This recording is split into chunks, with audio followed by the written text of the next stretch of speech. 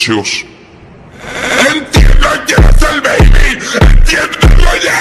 Es que de verdad sigue habiendo gente que no lo entiende, cabrón. ¡Entiéndanlo! ¡Soy el mejor jugador de GTA V Online!